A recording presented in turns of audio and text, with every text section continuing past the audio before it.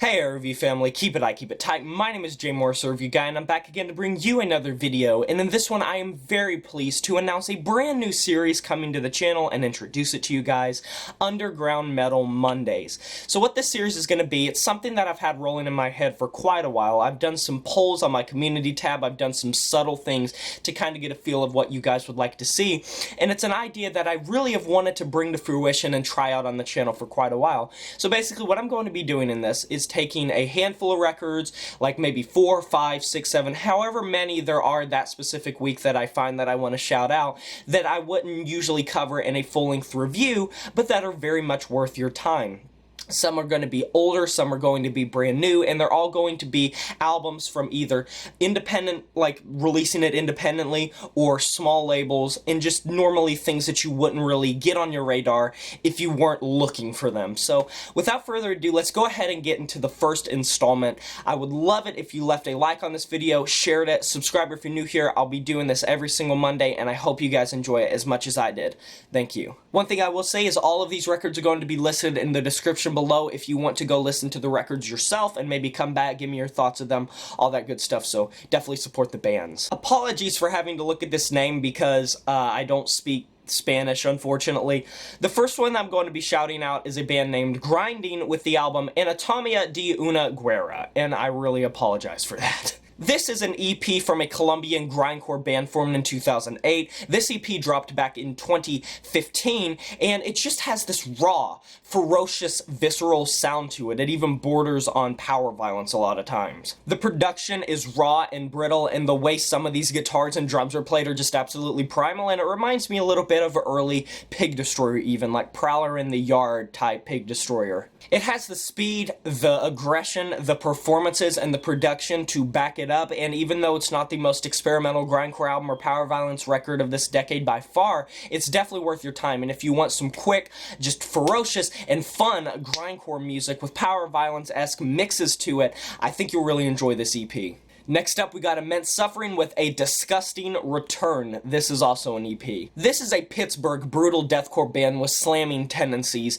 If you want some very mud-caked, thin, chuggy drums and guitars, very just blood-caked, don't miss out on this one. It clocks in around the 30-minute mark, and I feel like this is the type of EP that people will enjoy that don't really like Unique Leader records but still want some brutal deathcore. If you've enjoyed the instrumentation or the vocals of a band like Within Destruction or Acrania, or just a lot of kind of brutal slamming deathcore bands on Unique Leader records, but don't really like the very groomed, stellar production style, check this out. It really features some dense production that's just a hammer to the face. Some of the distorted melodies and the layered vocals are just absolutely great. The drums can leave a little bit to be desired at times, but the velocity is still very admirable. Sometimes you'll get some pauses where the guitars will layer up to create these very despondent sounding feelings to them, as well as the drums will kind of play slower during these times. They break up the compositions nicely, but they usually just thrust you right back into the madness. If you want a deathcore EP that is kind of on the more raw and brutal and slamming side, you won't want to miss this one. Next up, I gotta give a shout out to Coffin Mulch with Demo. This is a record by the Glasgow, UK band Coffin Mulch, and it's nearly 11 minutes long, only 3 tracks, but I had to include this. This is a death metal record, a very raw, brittle death metal record, and the instrumentation really does recall some of the slower death metal bands of the 1980s that incorporated more sludge and doom metal things into their own sound to create this more murky, mud-caked atmosphere compared to their counterparts that had a lot of speed and aggression, kind of their antitheses, but the vocals are really what gets me on this record. Sometimes the instrumentation does pick up, and when it does, it really just backs up these vocals so well. The vocals are a lot like a Pissgrave record. They're watery, but not in a gore grind way. They're so badly mixed that it's almost like they're whispering. I love it. They're just so badly mixed. The production is just like this gory, just B-horror movie, and I just can't get enough of the sound of this record. Sometimes you'll get these doom metal sections where everything just breaks up into atmosphere into this one low rolling motion that reminds me of if like Black Sabbath had death metal influence. If you just want some very raw, blood-caked, horrifically disgusting death metal, check this out. The Underground makes some great death metal. Next up, we have Endorphins Lost with Seclusions. This is a grindcore slash power violence band formed in 2010. They're from Seattle, Washington, and this may be one of my favorite records on this entire list. The vocals are exasperated, pained, rageful, angsty, full of aggression, just like some of the best hardcore punk bands, power violence bands, grindcore bands of like the 80s and 90s. But surprisingly, unlike a lot of the contemporary grindcore and power violence bands you're gonna find nowadays,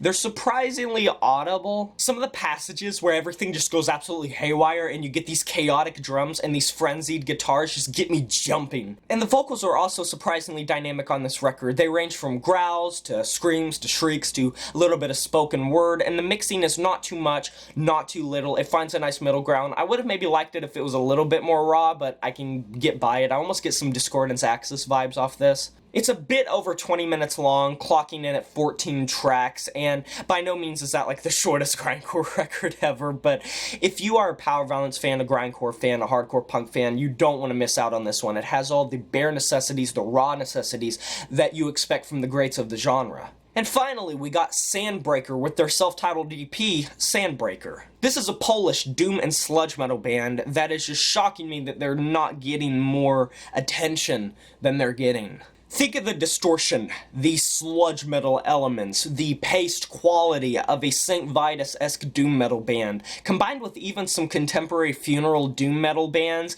and combine that with the spaced out, strained, unintelligible vocals of a Bell Witch. That's pretty much what you're getting. The lull you can get put into by this record is insane. It's incredible.